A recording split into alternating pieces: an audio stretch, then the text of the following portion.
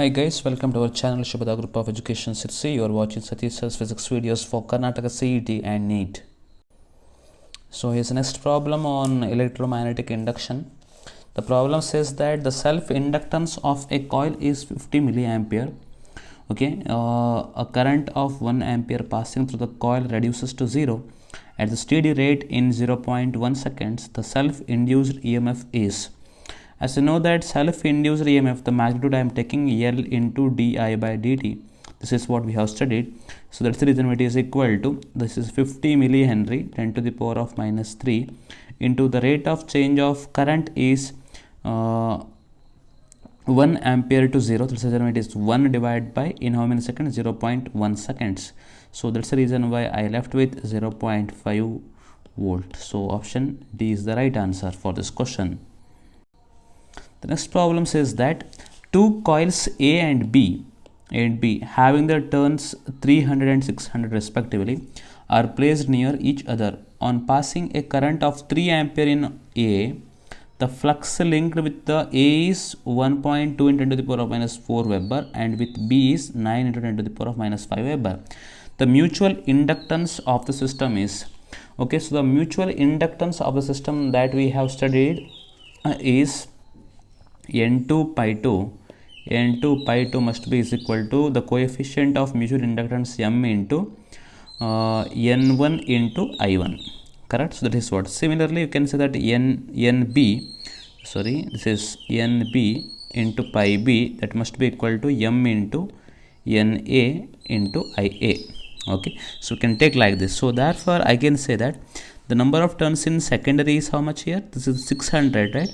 600 into 9 into 10 to the power of minus 5 Weber, that must be equal to M into NA. Number of turns is 300 into the current is how much it is? 3 ampere in A, correct? So that's the reason 3 1s are 3 2s are here, 3 1s are 3 3s are here. So that's the reason why I will get M is equal to 6 into 10 to the power of minus 5 Henry. So that's the reason why option D is the right answer for this question. The next problem says that in an air core solenoid has 1000 turns and 1 meter long. Its cross-sectional area is 10 centimeter square. Its self-inductance is, okay, so I have discussed some synopsis as well on the same thing. So we know that L is equal to mu naught. This must be mu naught into mu r into N square into A divided by L. This is the self-inductance due to a solenoid. Okay, as it is a air core solenoid, that's the reason why I can take mu r equal to 1 here. So that's the reason why it is 4 pi into 10 to the power of minus 7 into N square is 1000 square into the area of the cross section is 10 into 10 to the power of minus 4 whole divided by length of this 1 meter. Okay, so if you do so, I hope that you will get it as 1.256 millihenry. Okay, option C is the right answer for this question. The next problem says that a coil of resistance 10 ohm and an inductance of 5 Henry is connected to a 100 volt supply. The energy stored in the coil is equal to 1 by 2 times L into I square, that is equal to 1 by 2 times the inductance is 5 Henry. I can written as V divided by R the whole square. This reason it is 1 by 2 times 5. The V is 100 divided by 10 square. Okay, so that is what?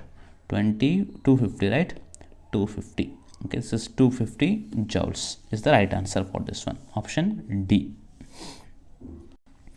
The next problem is the turn ratio of a transformer is given by 2:3.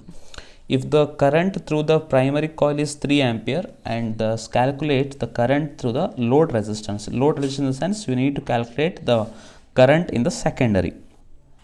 As we know that number of turns in primary to the number of turns in secondary, that must be equal to current in secondary divided by current in primary. So it implies 2 divided by 3 must be equal to IS divided by 3 ampere. So that's it implies IS that must be equal to 2 ampere is the current. So option C is the right answer for this question. The next problem says that a 220 volt input is supplied to a transformer. the output circuit draws a current of 2 ampere at 440 volt. If the efficiency of the transformer is 80%, the current drawn by the primary windings of the transformer is. As you know that the efficiency is numbered output power divided by input power, correct? Output power can be defined as V out into I out divided by V in into I in. Clear? So that's the reason why V out in the sense this is what V secondary and I secondary divided by V primary into I into primary. Okay, that is equal to 80%. 80 into 1 divided by 100. Clear? So now they have given Vs is 440 volt here, correct? So therefore it is 440 volt divided by Vp is 220 volt into the current in the secondary is how much? The current in the secondary is 2 ampere divided by Ip, that must be equal to 80 into 1 divided by 100.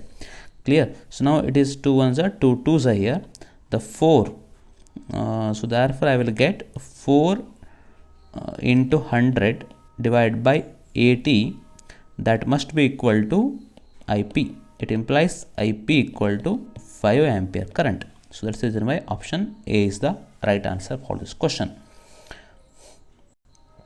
Okay, a jet plane having a wingspan of 25 meter is traveling horizontally towards east with a speed of 3600 km per hour.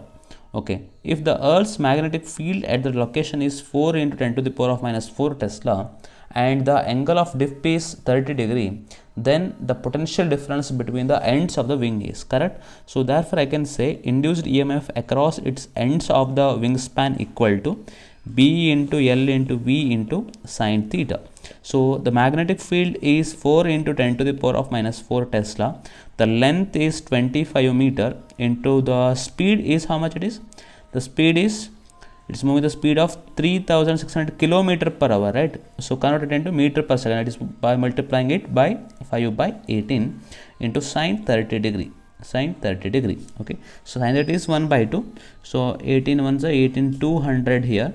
1 by 2 and here it is 2s are 25 into 2 is 50.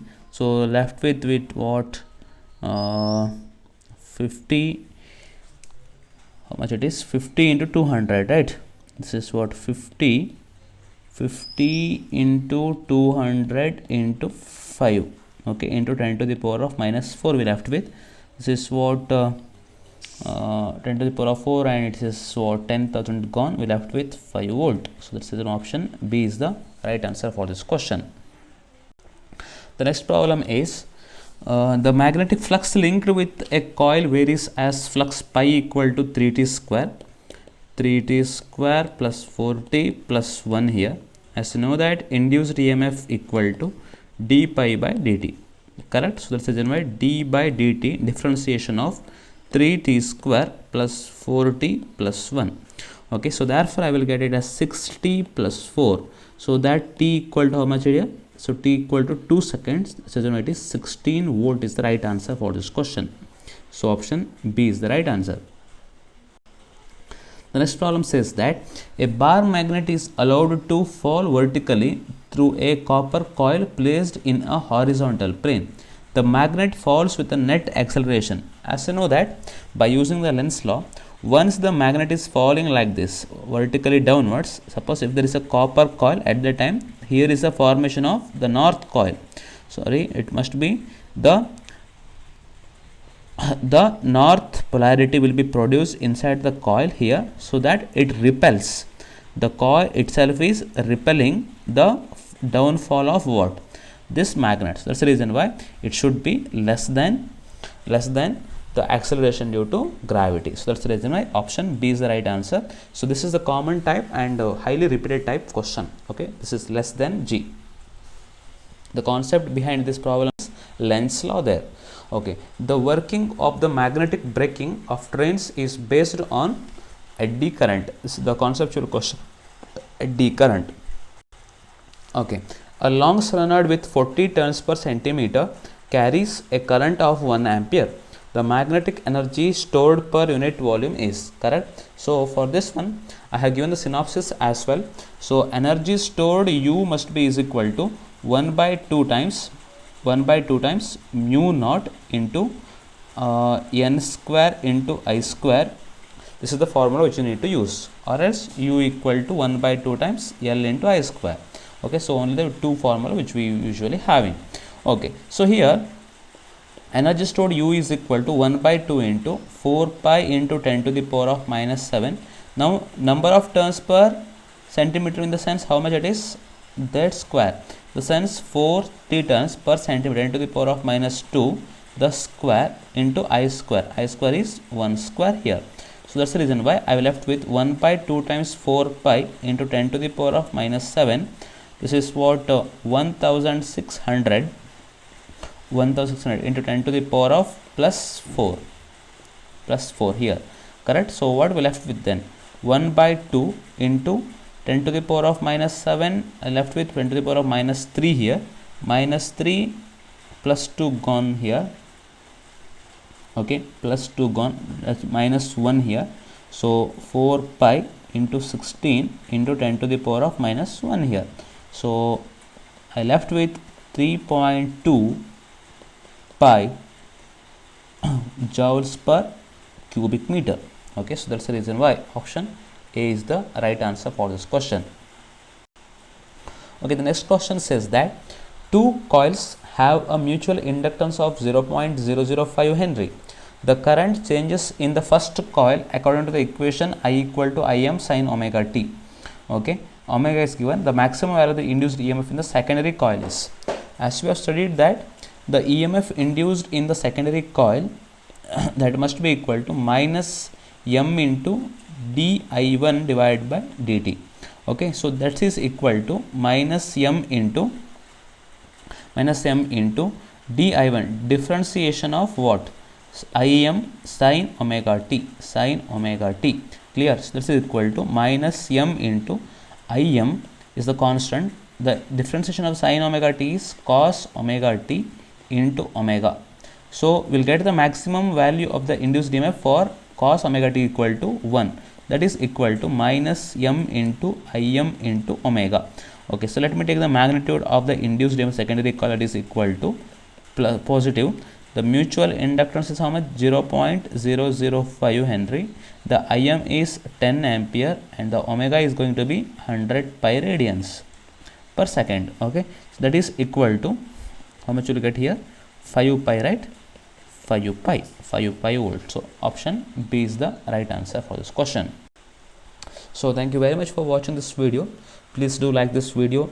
Please try to share this video with your friends and colleagues to support us. Please do subscribe to our channel, and if you have any doubts, make a comment on the comment box so that I can help you with the same.